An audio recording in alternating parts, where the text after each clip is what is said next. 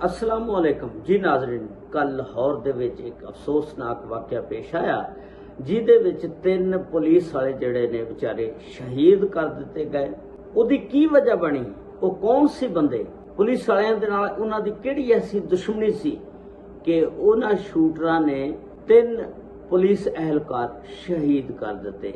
और उस तो बाद यह भी खबर आई आ कि वो जिहड़े शूटर सी वो भी पुलिस मुकाबले दे विच मारे गए ने। उन्हां दी मुकम्मल तफसीलात अज दी इस वीडियो दे विच तुहाडे नाल शेयर करांगा। ये वाकया जिहड़ा लाहौर दा वाकया आ, सन 2024 दे विच एक पुलिस मुकाबला हुंदा आ। उहदे विच एक बंदा जिहड़ा पुलिस नूं मतलूब हुंदा, उहदा नाम हुंदा फैजान भट्ट। ਉਹ फैजान भट्ट ਜਿਹੜਾ ਆ 2024 ਦੇ ਵਿੱਚ सीसीडी ਦੇ ਨਾਲ ਮੁਕਾਬਲੇ ਦੇ ਵਿੱਚ ਉਹਨਾਂ ਦੇ ਸਾਥੀ ਦੀ ਹੀ ਫਾਇਰਿੰਗ ਦੇ ਨਾਲ ਦੱਸਿਆ ਜਾ ਰਿਹਾ ਕਿ ਮਾਰਿਆ ਗਿਆ ਸੀ। ਉਸ ਤੋਂ ਬਾਅਦ ਜਿਸ ਵੇਲੇ ਉਹ फैजान भट्ट ਜਿਹੜਾ ਮਰ ਗਿਆ ਸੀ, ਉਹਦਾ ਛੋਟਾ ਭਰਾ ਸੀ रेहान भट्ट, ਜਿਹੜਾ ਹਜੇ ਛੋਟਾ ਸੀ। ਕਿਉਂਕਿ ਉਹ ਜਿਹੜਾ फैजान भट्ट ਸੀ ਉਹ ਜਿਹੜਾ 2024 ਚ ਮਰ ਗਿਆ ਸੀ, ਉਹਦਾ ਰੌਲਾ ਪੁਲਿਸ ਨਾਲ ਇਹ ਸੀ ਕਿ ਪੁਲਿਸ ਦੇ ਨਾਲ ਉਹਦੀ ਟਸਲ ਚੱਲਦੀ ਸੀ ਕਿ ਉਹ ਪੁਲਿਸ ਦੇ ਨਾਲ ਮੁਕਾਬਲੇ ਕਰਦਾ ਆ। ਇਸ ਤਰ੍ਹਾਂ ਉਹ ਪੁਲਿਸ ਦੇ ਨਾਲ ਮੁਕਾਬਲੇ ਦੇ ਵਿੱਚ ਮਾਰਿਆ ਗਿਆ ਸੀ ਤੇ ਪੁਲਿਸ ਨੇ ਉਦੋਂ ਇਹ रेहान भट्ट ਜਿਹੜਾ ਸੀ ਉਹਨੂੰ ਵੀ ਪਕੜ ਲਿਆ ਸੀ। ਤੇ ਉਸ ਤੋਂ ਬਾਅਦ रेहान भट्ट ਨੂੰ ਪੁਲਿਸ ਨੇ ਫਿਰ ਛੱਡ ਦਿੱਤਾ ਸੀ ਕਿਉਂਕਿ रेहान भट्ट ਜਿਹੜਾ ਸੀ ਪੁਲਿਸ ਕਹਿਣ ਲੱਗੀ ਹੋ ਸਕਦਾ ਕਿ ਇਹ ਸੁਧਰ ਜਾਏ। ਉਸ ਤੋਂ ਬਾਅਦ रेहान भट्ट ਜਿਹੜਾ ਆਪਣੇ ਭਰਾ ਦੀ ਕਬਰ ਦੇ ਉੱਤੇ ਜਾਂਦਾ, ਉੱਥੇ ਵਾਅਦਾ ਕਰਦਾ ਕਿ ਮੈਂ ਤੇਰੇ ਕਾਤਲਾਂ ਕੋਲੋਂ ਤੇਰਾ ਬਦਲਾ ਜ਼ਰੂਰ ਲਵਾਂਗਾ। ਉਸ ਤੋਂ ਬਾਅਦ ਦੱਸਿਆ ਜਾ ਰਿਹਾ रेहान भट्ट ਵਜ਼ੀਰਿਸਤਾਨ ਚਲਾ ਗਿਆ, ਉੱਥੇ ਜਾ ਕੇ ਟ੍ਰੇਨਿੰਗ ਹਾਸਲ ਕੀਤੀ। ਇਹ ਸਾਰੀਆਂ ਖਬਰਾਂ ਸੋਸ਼ਲ ਮੀਡੀਆ ਦੀਆਂ ਨੇ। ਟ੍ਰੇਨਿੰਗ ਕਰਕੇ ਉੱਥੋਂ ਉਸ ਤੋਂ ਬਾਅਦ ਵਾਪਸ ਆਇਆ, ਆ ਕੇ ਆਪਣੇ ਭਰਾ ਦੀ ਕਬਰ ਤੇ ਕਹਿੰਦਾ ਭਰਾ ਨੂੰ ਕਿ ਮੈਂ ਹੁਣ ਤੇਰਾ ਜਿਹੜਾ ਬਦਲਾ ਆ ਪੁਲਿਸ ਵਾਲਿਆਂ ਕੋਲੋਂ ਲਵਾਂਗਾ। ਹੁਣ ਉਸ ਬਦਲੇ ਦੇ ਵਿੱਚ ਜਿਹੜੇ 2 ਬੰਦੇ ਸੀ, ਇੱਕ ਸਬ ਇੰਸਪੈਕਟਰ ਅਦੀਲ ਆਸ਼ਕ ਜਿਹੜਾ ਉਦੋਂ ਸੀਸੀਡੀ ਦੇ ਵਿੱਚ ਲਗਾ ਹੋਇਆ ਸੀ, ਤੇ ਅਦੀਲ ਆਸ਼ਕ ਨੂੰ ਇਹ ਫੋਨ ਕਰਦਾ ਕਿ ਤੂੰ ਨਾ ਹੁਣ ਤਗੜਾ ਹੋ ਜਾ, ਮੈਂ ਨਾ ਆਪਣੇ ਭਰਾ ਦਾ ਤੇਰੇ ਕੋਲੋਂ ਬਦਲਾ ਲੈਣਾ ਆ। ਉਸ ਤੋਂ ਬਾਅਦ ਜਿਹੜਾ ਸਬ ਇੰਸਪੈਕਟਰ ਆ ਅਦੀਲ ਆਸ਼ਕ ਦੱਸ ਰਹੇ ਨੇ ਕਿ ਇਹਨੇ ਫਿਰ ਪੁਲਿਸ ਦੇ ਅੰਦਰ ਥਾਣਾ ਸ਼ਫੀਕਾਬਾਦ ਦੇ ਵਿੱਚ ਇੱਕ FIR ਵੀ ਦਰਜ ਕਰਾਈ ਸੀ ਕਿ ਮੈਨੂੰ ਧਮਕੀਆਂ ਮਿਲ ਰਹੀਆਂ, ਲੇਕਿਨ ਇਸ ਦੇ ਉੱਤੇ ਕੋਈ ਅਮਲ ਦਰਾਮਦ ਨਹੀਂ ਸੀ ਹੋਇਆ। ਇਹ ਕੋਈ 4-5 ਮਹੀਨੇ ਪਹਿਲਾਂ ਦਾ ਵਾਕਿਆ ਜਦੋਂ ਵਜ਼ੀਰਿਸਤਾਨ ਤੋਂ ਟ੍ਰੇਨਿੰਗ ਕਰਕੇ ਆਇਆ ਸੀ। ਉਸ ਤੋਂ ਬਾਅਦ रेहान भट्ट ਦੇ ਫੋਨ ਤੋਂ ਬਾਅਦ ਇਹਦੇ ਵਾਲਦ ਨੂੰ ਫयाज भट्ट ਨੂੰ ਪੁਲਿਸ ਗ੍ਰਿਫਤਾਰ ਕਰ ਲੈਂਦੀ ਆ ਔਰ ਕਹਿੰਦੀ ਆ ਕਿ ਤੇਰੇ ਪੁੱਤਰ ਨੇ ਸਬ ਇੰਸਪੈਕਟਰ ਅਦੀਲ ਆਸ਼ਕ ਨੂੰ ਧਮਕੀਆਂ ਦਿੱਤੀਆਂ ਤੇ ਉਹਨੂੰ ਪਕੜਵਾ। ਇਹਨੇ ਖੈਰ ਉਥੋਂ ਆ ਜਾ ਕੇ ਉਹਨਾਂ ਨਾਲ ਕਰਕੇ ਗੱਲਬਾਤ ਕਿ ਮੈਂ ਉਹਨੂੰ ਗ੍ਰਿਫਤਾਰ ਕਰਵਾਵਾਂਗਾ। ਉਹਨੇ ਗਲਤ ਕੀਤਾ, ਪੁਲਿਸ ਨੂੰ ਧਮਕੀਆਂ ਦਿੱਤੀਆਂ, ਪਹਿਲਾਂ ਮੇਰਾ ਜਿਹੜਾ ਬੇਟਾ ਸੀ ਉਹ ਵੀ ਗਲਤ ਸੀ, ਇਹ ਵੀ ਗਲਤ ਆ, ਮੈਂ ਤੁਹਾਨੂੰ ਪਕੜਵਾ ਦਿਆਂਗਾ। ਅੱਛਾ, ਪੁਲਿਸ ਨੇ ਇਹ फयाज भट्ट ਨੂੰ ਛੱਡ ਦਿੱਤਾ। ਅੱਛਾ, ਹੁਣ ਦੱਸਿਆ ਇਹ ਜਾ ਰਿਹਾ ਕਿ ਇਹ 13 ਅਗਸਤ ਦਾ ਵਕੂਆ ਆ ਕਿ ਇੱਕ ਮੁਖਬਰ ਦੀ ਇਤਲਾਹ ਦੇ ਉੱਤੇ ਬਦਾਮੀ ਬਾਗ ਦੇ ਇਲਾਕੇ ਦੇ ਵਿੱਚ ਇਤਲਾਹ ਇਹਨਾਂ ਨੂੰ ਮਿਲਦੀ ਆ ਅਦੀਲ ਆਸ਼ਕ ਸਬ ਇੰਸਪੈਕਟਰ ਨੂੰ ਕਿ ਤੁਹਾਡਾ ਜਿਹੜਾ ਮੁਲਜ਼ਮ ਆ रेहान भट्ट ਇਹ ਆਪਣੇ ਇੱਥੇ ਘਰ ਦੇ ਵਿੱਚ ਮੌਜੂਦ ਆ ਤੇ ਆ ਜਾਓ ਫਟਾਫਟ ਇਹਨੂੰ ਗ੍ਰਿਫਤਾਰ ਕਰ ਲਓ। ਹੁਣ ਇਹ ਜਿਹੜਾ ਅਦੀਲ ਆਸ਼ਕ ਸਬ ਇੰਸਪੈਕਟਰ ਨੇ ਜਲਦੀ ਕੀਤੀ, ਉਸੇ ਟਾਈਮ ਆਪਣੇ ਨਾਲ ਹੈੱਡ ਕਾਂਸਟੇਬਲ ਜਿਹੜਾ ਅਸਦ ਆ ਉਹਨੂੰ ਨਾਲ ਲੈ ਕੇ ਉੱਥੇ ਮੌਕੇ ਤੇ ਚਲਾ ਜਾਂਦਾ। ਇਹਨੂੰ ਚਾਹੀਦਾ ਸੀ ਉੱਥੇ ਕੋਈ ਆਪਣੀ ਪੂਰੀ ਨਫਰੀ ਲੈ ਕੇ ਤਿਆਰੀ ਦੇ ਨਾਲ ਜਾਂਦਾ। ਇਹ ਨਹੀਂ ਕਿ ਚੱਲ ਕੱਲਾ ਉਹ ਹੈਗਾ ਮੈਂ ਪਕੜ ਲਾਂਗਾ ਜਾ ਕੇ। ਜੋ ਹੀ ਇਸ ਇਲਾਕੇ ਗਲੀ ਮੁਹੱਲੇ ਦੇ ਵਿੱਚ ਪਹੁੰਚਦਾ, ਉਹ ਪਹਿਲਾਂ ਹੀ ਜਿਹੜਾ ਨਾ ਇਹਦੀ ਤਾਕ ਦੇ ਵਿੱਚ ਬੈਠਾ ਹੁੰਦਾ, ਉੱਤੇ ਨਾ ਛੱਤ ਦੇ ਬੈਠਾ ਹੁੰਦਾ।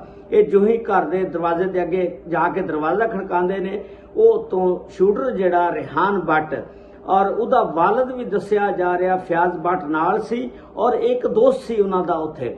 ਉਹਨਾਂ ਤਿੰਨਾਂ ਨੇ ਇਹਨਾਂ ਉੱਤੇ ਅੰਧਾਧੁੰਦ ਫਾਇਰਿੰਗ ਕਰਤੀ, ਬ੍ਰੈਸਟ ਮਾਰੇ ਔਰ ਇਹ ਜਿਹੜਾ ਅਦੀਲ ਆਸ਼ਕ ਸਬ ਇੰਸਪੈਕਟਰ ਔਰ ਹੈੱਡ ਕਾਂਸਟੇਬਲ ਅਸਦ ਮੌਕੇ ਤੇ ਆਪਣੀ ਜ਼ਿੰਦਗੀ ਦੀ ਬਾਜ਼ੀ ਹਾਰ ਜਾਂਦੇ ਨੇ। ਜਦੋਂ ਇਸ ਦੀ ਖਬਰ ਇਤਲਾਹ ਫੈਲਦੀ ਆ, ਮੌਕੇ ਤੇ ਸਭ ਅਫਸਰਾਨ ਆ ਜਾਂਦੇ ਨੇ। ਇਹ ਉੱਥੋਂ ਨਾ रेहान भट्ट ਦਾ ਵਾਲਦ फयाज भट्ट ਔਰ ਇੱਕ ਇਹਨਾਂ ਦਾ रेहान भट्ट ਦਾ ਦੋਸਤ ਦਾ 3 ਜਣੇ ਇਥੋਂ ਫਰਾਰ ਹੋ ਜਾਂਦੇ ਨੇ। ਪਿੱਛੋਂ ਪੁਲਿਸ ਆ ਜਾਂਦੀ ਆ। आके फिर कानूनी कार्रवाई वास्ते उन्होंने चुकती हस्पताल लैके जाया जाता। अच्छा, ये जो तीनों उतों फरार हो जाते ने, मुल्तान रोड ते यतीम खाना दे कोल एक ना कोई महफल चल रही सी TLP दी, कोई जलसा हो रहा सी, उत्थे पुलिस वाले खड़े सी, उत्थे आके इन्होंने ना अन्नेवा फायरिंग कर दी। जिस वेले फायरिंग की उस फायरिंग दे विच जिहड़े ने 3-4 पुलिस वाले भी जख्मी हो गए और एक राहगीर जख्मी हो गया।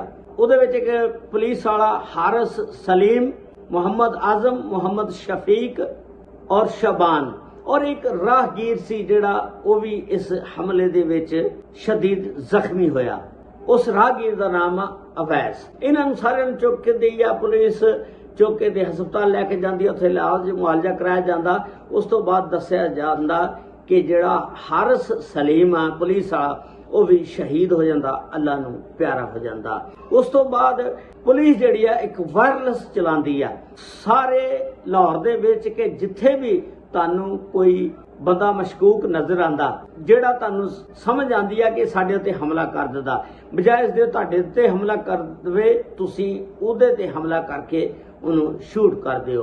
और पुलिस नूं इतला दी गई कि अगर किसी पुलिस वाले कोल गौरमेंट दी कोई बंदूक वगैरह असला नहीं हैगा, वो अपना प्राइवेट असला रख लवे। इत्थों तक इतला दी गई कि अगर प्राइवेट भी कोई असला नहीं, अगर कोई नजायज असला वो रख लो, रख के ते अपनी जान की हिफाजत तुसीं खुद करो। उस तो बाद कुदरती गल आ कि ये ना रावी रिहान रोड ते जिस वेले पहुंचते ने, उत्थे पुलिस का नाका लगा हुंदा। जो पुलिस का नाका लगा हुंदा, ये देखते ने, उत्थे उन्हां उत्ते फायरिंग करते ने। पुलिस की जवाबी कार्रवाई दे विच दस रहे ने रेहान भट्ट और इहदा वालिद फयाज भट्ट, और एक इन्हां दा रेहान भट्ट दा दोस्त सी जिहड़ा, ओह तीनों मौके ते हलाक हो जाते ने। इस तरह एक केस का जिहड़ा खात्मा होया। देखो, उस रेहान भट्ट ने गलत फैसला किया कि मैं अपने भरा का बदला लवांगा। रियासत के नाल कोई बंदा नहीं टकरा सकता। उसने खुला चैलेंज किया पुलिस वालियां नूं, और 3 पुलिस वाले जिहड़े ने इस वाक़े दे विच शहीद हो गए ने, अल्लाह नूं प्यारे हो गए ने। एक सब इंस्पैक्टर अदील आशिक, एक हैड कांस्टेबल असद, और तीसरा जिहड़ा वाक़या यतीम खाने दे कोल आया सी, उस वाक़े दे विच हारिस सलीम साहब भी अल्लाह नूं प्यारे हो गए ने। और आखिर दे विच की नतीजा निकलिया, तीनों आप भी जिंदगी की बाजी हार जाते ने। पुलिस ने इन्हां नूं भी मार दिता। एक भयानक नाक वाक़या सी जिहड़ा मैं तुहाडे नाल शेयर किया। इस दे बारे दे विच तुसीं अपनी राय का इजहार जरूर करना। और अगर ये वीडियो तुसीं YouTube चैनल पर देख रहे हो, चैनल को सबसक्राइब, लाइक और शेयर जरूर कर देना। अगर ये वीडियो Facebook और TikTok पर देख रहे हो तो उन्होंने फॉलो जरूर कर लेना। अल्लाह ताला बुरे वक्त तो बचावे। अस्सलामु अलैकुम व रहमतुल्लाहि व बरकातुहू।